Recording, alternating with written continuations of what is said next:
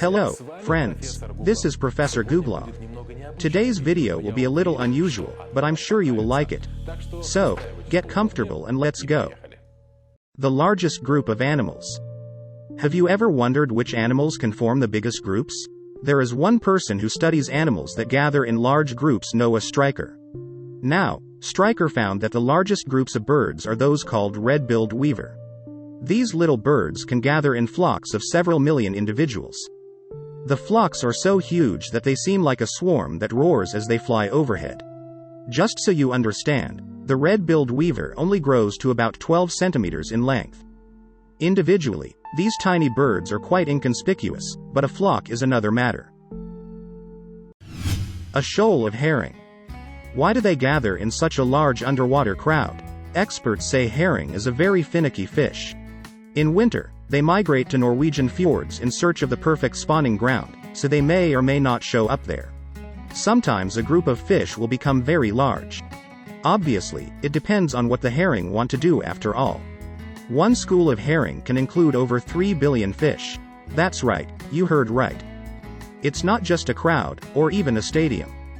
A school of herring can cover 4.1 cubic kilometers. That's enough space to hold not one, not two, but 2,000 pyramids of Cheops. That's a colossal amount of fish. In the photos we see a humpback whale and with it a small shoal of herring. Yes, that is considered a small shoal.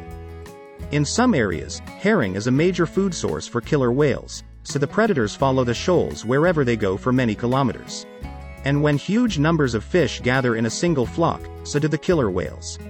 Lots of small groups gather into one big one. Everybody's hungry. And really, such a large gathering of orcas is not good news for everyone around us. We all know very well that orcas are not the friendliest and nicest of guys. They are ferocious predators that eat everything in their path, right down to sharks and blue whales.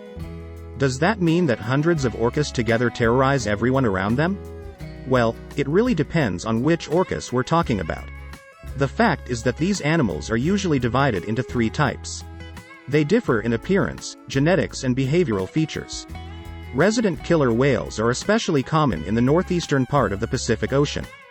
Their diet consists mainly of fish and sometimes cephalopod mollusks. These killer whales live in close-knit family groups with a complex structure of relationships, and consistently visit the same areas. The second type are transient killer whales. Their diet consists almost entirely of marine mammals. Transient killer whales usually travel in small flocks of 2 to 6 individuals, and their family ties are not as strong as those of resident whales. They live close to the shoreline. They can be spotted along the U.S. Pacific coast, stretching from southern Alaska to California. Finally, the third type is the small killer whales. They don't like to come close to shore and feed mainly on fish. Look at those scarred and jagged dorsal fins. They look like the fin markings of transient killer whales. It appears that small killer whales can also feed on mammals and sharks. You may be confused right now. Don't worry, it seems complicated only at first glance. In theory, the diet of killer whales seems very varied, but in fact, if you look at one particular killer whale, it may well have its own preferences. Usually it is a single dish of the same species. If a huge number of killer whales have gathered in one place, they are most likely resident killer whales. In other words, they only like fish. So other animals in the area can relax, they won't be eaten today. But why do they only eat fish? It would be more practical to eat everything instead of restricting themselves with a diet. Norwegian killer whales. Experts believe that orcas stick to their dietary rules for a reason. The animals have developed hunting strategies that make it easier to catch certain prey. If you think about it that way, it's really clever. Hunting takes a hell of a lot of energy and time. And it's better to work on a certain tactic, get good at it, and always be satisfied than to hunt everything and fail all the time. However, it is worth considering a specific example. Killer whales are not the only ones that gather off the coast of Norway in pursuit of herring. Humpback whales also come here. You probably know that killer whales are eager to attack humpback whales and love to eat their defenseless calves. This mostly occurs off the coasts of Canada, the United States, and Australia, with transient killer whales usually being the main instigators. Norwegian killer whales do not attack humpback whales because they are simply not interested in them. Their menu consists of fish, and they are very good at catching them. Look, there's a humpback whale. And if you look closely, you can see a killer whale in the background. These animals not only get along with each other, but also team up when they hunt for herring. Imagine how surprised the humpback whales of Australia would be to see something like this. Of course, there are exceptions to every rule. In 1968, Norwegian killer whales were observed eating northern abalone. This was the first known example of such behavior. However, scientists have not come to a definitive conclusion as to why they behaved this way. Similarly, in 2012, 11 killer whales were seen preying on porpoises, which is also quite remarkable. These moments of predation, documented for the first time, have highlighted to scientists where harbor porpoises live in Norwegian waters.